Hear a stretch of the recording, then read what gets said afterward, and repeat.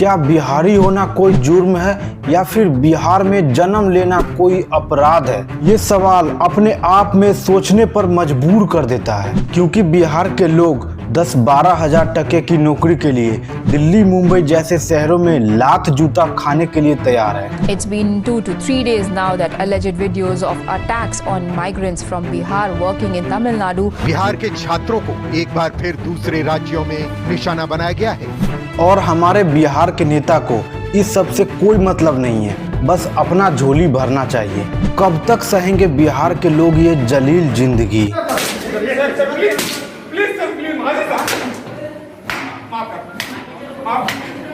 एक तरफ दिल्ली मुंबई और बेंगलोर जैसे शहरों में bullet train, expressway, AI startup और इंटरनेशनल इन्वेस्टमेंट हो रहा है, और वही दूसरी तरफ ये बिहार है जहां के लोग पढ़ लिख करके लेबर बनने के लिए तैयार है। From where I will to get the food. Food is necessary. Without food not will be the life. पढ़ाई की यार? Graduate हूँ मैं। ग्रेजुएट है आप? कहाँ से ग्रेजुएशन किया? From Bhagalpur university. इसलिए बिहार के गांव और शहरों में भी दुर्दशा ही लिखा रहता है। लेकिन हर 5 साल बाद एक ही झूठ, एक ही चेहरा और एक ही नारा लेकर ये नेता लोग आता है कि इस बार बिहार में बदलाव होगा, इस बार बिहार उठेगा। पर कब उठेगा और कौन उठाएगा? वादा तो हर बार किया जाता है, और सबसे बड़ा सवाल, जिन्हें उठाना था वो तो अपनी कुर्सी उठाने में लगे हुए हैं। बिहार में वोट के टाइम में इन नेताओं को गांव की मिट्टी याद आती है और हर जगह वादा ही वादा किया जाता है और गरीबी की कसम खाई जाती है। लेकिन जैसे ही वोट पड़ जाता है ये नेता एक बार भी झांकने तक नहीं आते, न एक बार किसी से मिलने भी आते हैं। तो आज सवाल बिहार के हर आदमी का है, हर बार हमारे सपने इन नेताओं के झूठों वादों में क्यों खत्म हो जाते हैं?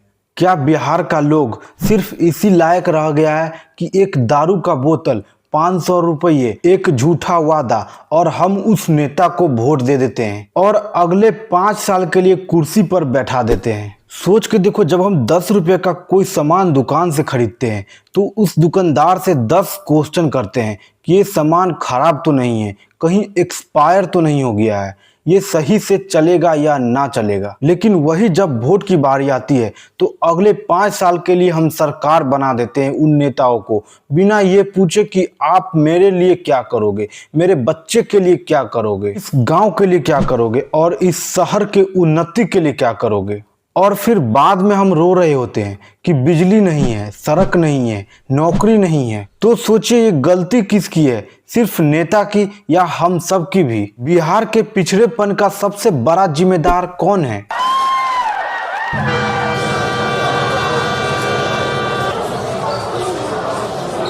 बिहार के वोटर खुद। बिहार एक समय में ज्ञान और संस्कृति का केंद्र था। नालंदा, विक्रमशिला जैसे विश्वविद्यालय इसी भूमि पर थे। लेकिन आज बिहार पिछड़ापन का प्रतिनिधि बन चुका है। बिहार में 3 आदमी में हर एक आदमी बेरोजगार है। बिहार में एक डॉक्टर पे 17,000 लोग डिपेंडेंट हैं।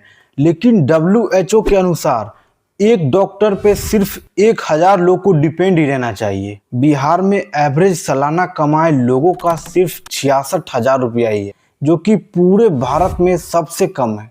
और हर साल लाखों बिहारी मजबूरी में अपना घर, अपना जमीन छोड़ करके दिल्ली मुंबई जैसे शहरों में पलायन कर रहे हैं।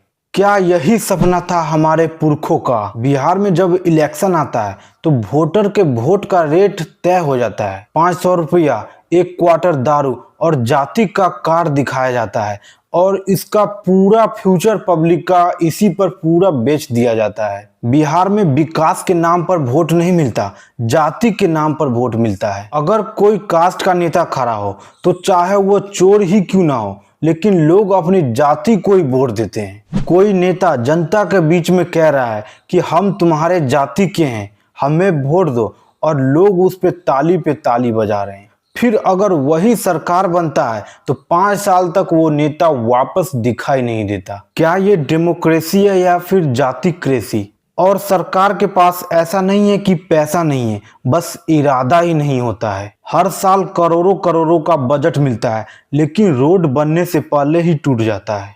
स्कूल है पर मास्टर नहीं, हॉस्पिटल है पर दवाई नहीं, आज बिहार का यूथ या तो फोन में घुसा हुआ है या फिर बाहर भाग रहा है। बिहार के लोगों को नौकरी चाहिए, लेकिन जब एग्जाम होता है तो चीटिंग या फिर पेपर लीक होता है। बिहार में 10वीं बोर्ड की परीक्षाएं चल रही हैं और इसमें कई जगह जमकर नकल हो रही है। इसलिए जब तक बिहार का यूथ जागरूक नहीं होगा, बिहार का फ्यूचर अंधेरे में ही रहेगा। बिहार में वोट बहुत जल्द आ रहा है और बिहार के हर एक नेता एक्टिव हो रहे हैं और अपना नया नया वादा कर रहे हैं, लेकिन आपको जागरूक रहने की जरूरत है और आपको ये देखकर वोट देना होगा कि सही में कौन हमारे देश के लिए, हमारे समाज के लिए और हमारे सोसाइटी के लिए विकास करेगा। और जो आपसे वोट मांगने आता है उससे आप सवाल करो कि आप मेरे लिए क्या करोगे, मेरे बच्चों के लिए क्या करोगे, मेरे समाज, मेरे गांव के लिए क्या करोगे।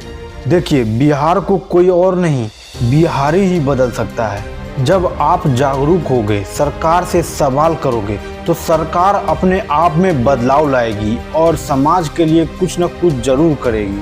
तब एक वक्त आएगा जब माँ अपने बेटे को शहर भेजने के बजाय कहेगी, बेटा यहीं रुक, यहीं कुछ कर, और बेटा कहेगा, माँ मेरा बिहार ही मेरा भारत है और यही मेरा ड्रीम है। अगर आप भी चाहते हैं कि बिहार में बदलाव हो तो इस वीडियो को शेयर कीजिए और कमेंट में लिखिए कि मैं अपना वोट नहीं बेचूंगा।